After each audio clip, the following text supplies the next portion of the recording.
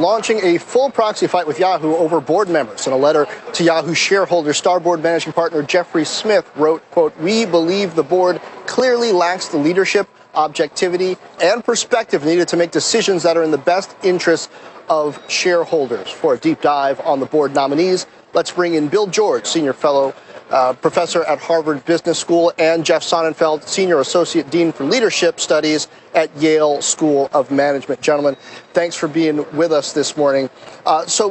Bill, I want to start with you. This struck me as an unusually deep board of directors slate for an activist to put up. I mean, this could be Yahoo's board currently as far as the breadth and depth of experience they have. What do you think that reflects about investors' sentiment toward Yahoo right now?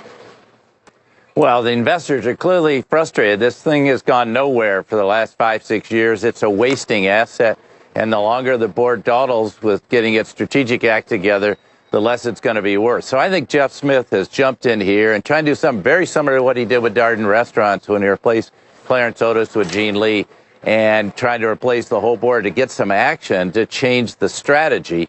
But I can't tell from the letter, we only got 1.7% ownership. It's not much. How serious he is. It's a serious slate of candidates. People like Ed Hartenstein of the Chicago Tribune, and the people he's got under are serious. But I think he really wants to see him act, to spin off the Alibaba stake and, frankly, dismantle the whole company and sell the core Yahoo business to Verizon, if I read between the lines. And that, frankly, I think the board has brought this on itself by failure to act for a long period of time, way back to the days of Jerry Yang. I feel sorry for Marissa Mayer, but, hey, you can't just have an asset that's going downhill. Well, Jeff, do you feel sorry for Marissa Mayer? She's got a lot of critics out there who say she's wasted money on acquisition. She's wasted time not cutting back the employee headcount sooner. What grade do you give her and the overall board at this point? I give this board a B+. I couldn't disagree with Bill more, and I usually agree with him 100% on these activist campaigns. So I guess I feel sorry for Marissa Mayer, but I feel sorry for you because you're in the midst of a Harvard-Yale food fight here. Bill, it's a little more homework needs to be done here, if you'll forgive me. You got a total shareholder return up almost 150% since she's been there. She's got strong revenue streams coming in from her Maven's business, her mobile and apps business, video stuff that wasn't there before. She's got a billion monthly active users, more than that. This obviously is not reflected in the stock price. The cloud over Alibaba, and frankly, if you look over Alibaba itself, there's some issues with the President Xi Jinping and Alibaba that makes Alibaba have some uncertainties about where that's going to be going.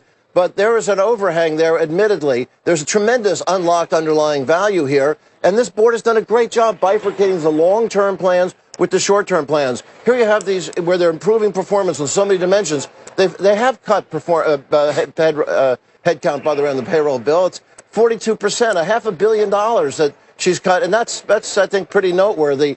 Certainly most noteworthy than most any other company we talk about. But it takes a while to fix this because this is a big company, relative to its industry to move around. And also it's complex space that's moving as fluid as the day's news are. So what you have is long-term short. Who do they have on the board? You say it's a deep board? I don't see any digital expertise, digital media expertise coming in on this board. And there's one kind of noteworthy player in the digital space with, frankly, a controversial history is Richard Hill. He's had his ups and downs.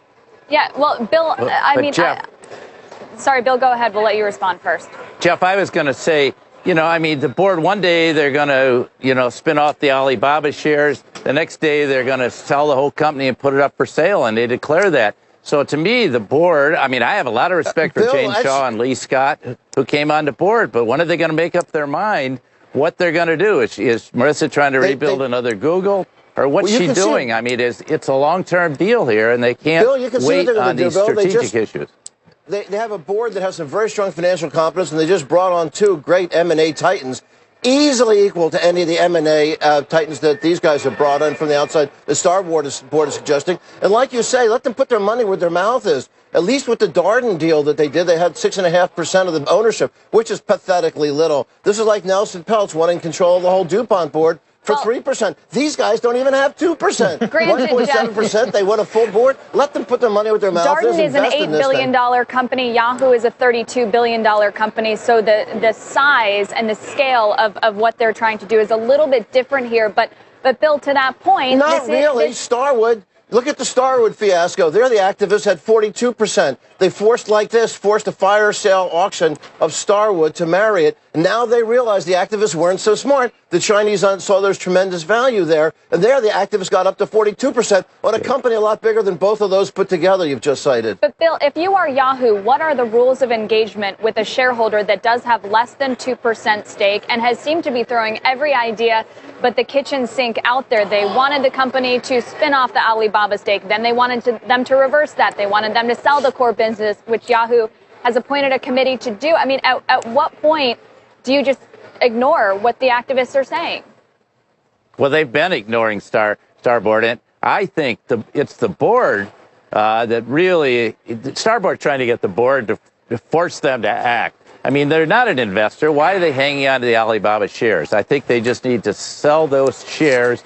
It's an independent company. They're not working closely, and monetize some of the gains, and then decide, can they get more value from a Verizon or a buyer of the core business than they can materialize internally? And how long will it take? And with the speed of other people in this business, I'm afraid their asset is going to continue to decline. And they just, they're wasting too much time. You could say the same thing about their investment right now before us at Darden. One day they're going to merge, with Office Depot and Staples. One day they're going to merge the two. The next day they're not going to merge the two. Well, it's because the antitrust indicators were very negative on the deal to merge those two office products companies. We'll get a ruling in about a month on that, or 2 months on that. But you have regulatory interference. In this case, they wanted to sell it, Bill. The IRS came out with a negative assessment on the tax consequences of it, so they're trying to unravel that, and they're going to. But that's, in fact, why they have a long-term, short-term committee. They're also in conversations, as you would know, with the major telecom companies as to what the long-term, just like as AOL was delivered beautifully to Verizon, there's a very good possibility of Verizon or since we're on with CNBC, Comcast or AT&T, that they're looking at those options very seriously. But you don't want to forget the short term and only focus on the long term and sell off the long term and fire sale auction prices. Well, gentlemen, a more spirited couple of debaters on management and governance. We will not find Yale versus Harvard. Always good to see. Thank you, Bill George and Jeff Sonnenfeld. Thanks a lot. Have a good weekend.